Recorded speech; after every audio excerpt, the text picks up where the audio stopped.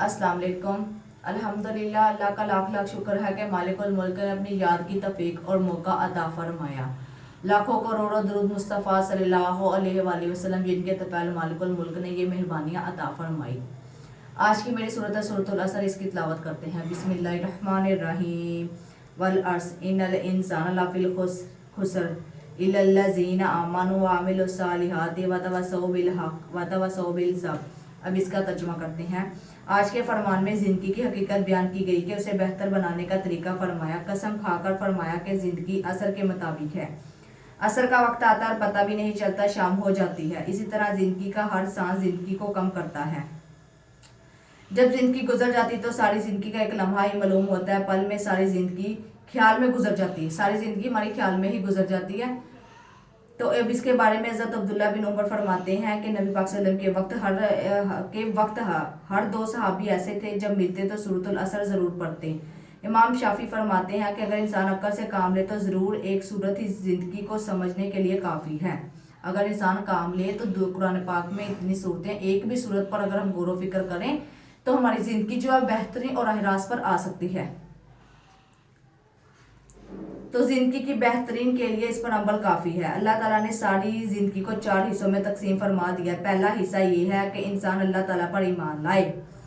ये गौर से आप लोग भी सुनना कि ज़िंदगी को 4 हिस्सों में तकसीम कर दिया गया अल्लाह ताला ने खुद। और हम देखते हैं 4 हिस्से कौन से हैं और हम इसी पर अमल करने की अल्लाह पाक तौफीक अता फरमाए।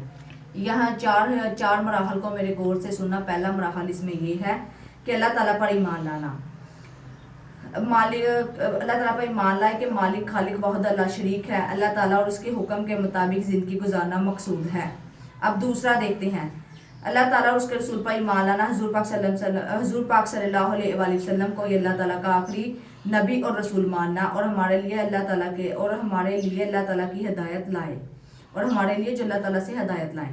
और तीसरा है, इस पर अमल करने से ही ईमान मुकम्मल और ज़िंदगी कीमती बन सकती है। तीसरा हिस्सा, अपना ईमान लाने के बाद इस हक की तालीम को दूसरों को भी देना और दूसरों को भी समझाएं कि अल्लाह ही मालिक और खालिक है और नबी पाक सल्लल्लाहु अलैहि वसल्लम अल्लाह ताला के आखिरी रसूल और आखिरी नबी हैं और अल्लाह ताला की हिदायत कुरान पाक लाने वाले हैं। बेशक इस अमल से ही ज़िंदगी बनेगी, वरना तबाह हो जाएगी। यानी इसी से ज़िंदगी है। कुरान पाक ही हमारी जो ज़िंदगी बेहतर लाने का सबब है। कुरान पाक के बगैर हमारी ज़िंदगी तबाह है। और चौथा मराहल देखें, राह रास्त पर आने के बाद अपने आप को इस सही रास्ते पर रोके रखना कि कोई लालच, कोई खौफ फिसल सके। अब यह बात समझने वाली है कि दूसरा कौन है जिसको हक की तालीम दी जाए और सब्र की तलकीन दी जाए। मतलब दूसरा जो अगर हमने अमल किया है तो यानी अपने पास बैठे दोस्त, हमसाए, किसी को भी इस बारे में अमल देना है कि आप भी अपना जो है नामे माल को दुरुस्त करो या इस 4 मराहल पर अमल करो। और पिछले फरमान में भी हमने जो है बात की थी कि इंसान कसीर माल जमा करने की लालच में इतना गाफिल रहता है कि अचानक दुनिया से जाने का वक्त आ जाता है और मौत ही है। और यकीनी है जब कब्र का मुंह देखता है तो उसे अफसोस होता है कि अपने किए पर कि मैंने कितना जुल्म किया। आज के दिन के लिए कोई काम ना किया, लेकिन अब तो उसे यकीनी अपने मौत और फिर जहन्नम नजर आएगी। यानी इसमें बताया, पिछले फरमान में ये पढ़ा था कि वो लोग जो माल को जमा करते हैं और ये समझते थे कि माल हमें जो है जहन्नम की आग से बचाएगा और अपनी ज़िंदगी इस तरह गाफिल से गुजार देते थे, उनको पता भी नहीं चलता था कि मौत आ जाएगी। और ये बात यकीनी है कि हर किसी ने मौत जो है वो देखनी है और अपनी कब्र को देखना है। इस बात से कोई भी नहीं जो है वो इनकार कर सकता कि हम मरेंगे नहीं, हमें मौत नहीं आएगी। हर इंसान को मौत आएगी, हर इंसान ने अपनी कब्र को देखना है। आगे देखते हैं।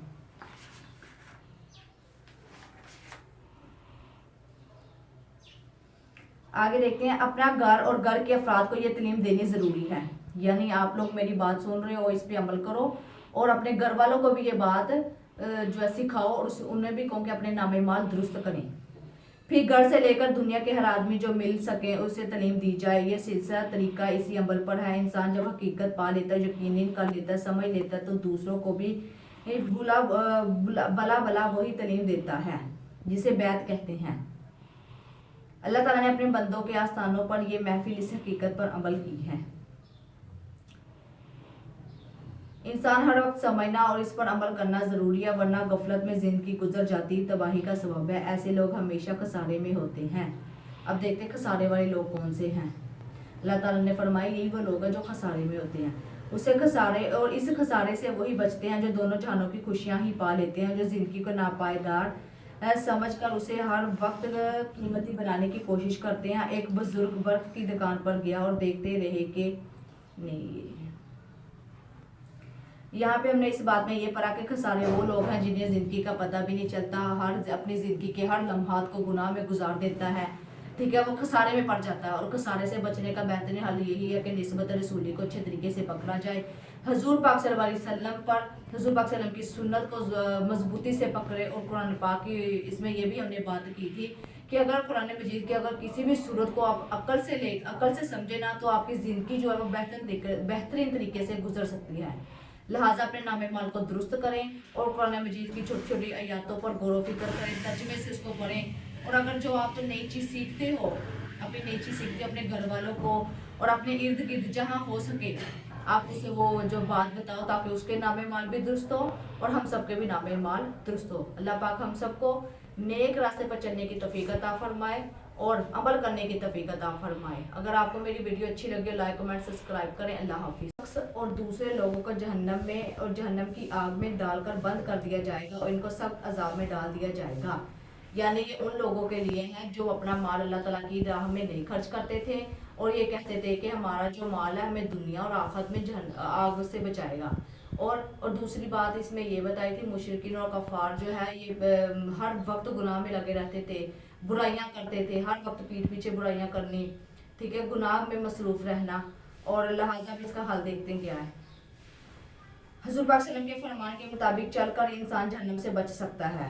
यानी हजूर पाक सल्लल्लाहु अलैहि वसल्लम पर हजूर पाक सल्लल्लाहु अलैहि वसल्लम की बताई हुई बातों पर अमल करना, उसकी सुन्नत पर चलकर सुन्नत के मुताबिक ज़िंदगी बसर करना, अल्लाह ताला के मुकर्रर करदा जो है असूलों के मुताबिक ज़िंदगी बसर करना, और तभी इंसान दुनिया में भी और आखिरत में भी सुरखरू हो सकता है। लिहाजा इसमें हमारा ये सबक ये है कि अगर हम भी दुनिया और आखिरत में सुरखरू होना चाहते हैं तो नबी पाक सल्लल्लाहु अलैहि वसल्लम की सुन्नत को ज़ोर से पकड़ लें और हजूर पाक सल्लल्लाहु अलैहि वसल्लम के सुन्नत के मुताबिक अमल करें। और मुशरिकीन और मक्का का जो मुशरिकीन और कफ़ार थे इनकी बातों को रद्द करें। और लिहाजा हम में भी बहुत सारी, हम लोग खुद भी इस तरह की औरतें हैं कि हम भी बहुत सारी जो है पीठ पीछे वो बातें करते हैं कि फलानी ने ये कर दिया, फलाने ने वो कर दिया। आप भी इस कामों से ज़रा थोड़ा सा गुरेज करें और लिहाजा अपने इनाम माल को साफ़ करें और अल्लाह ताला हमें नेक माल पर चलने के, नेक रास्ते पर चलने की तौफीक अता फरमाए। अगर आपको मेरी वीडियो अच्छी लगी हो, लाइक कमेंट सब्सक्राइब शेयर करें। अल्लाह हाफिज़।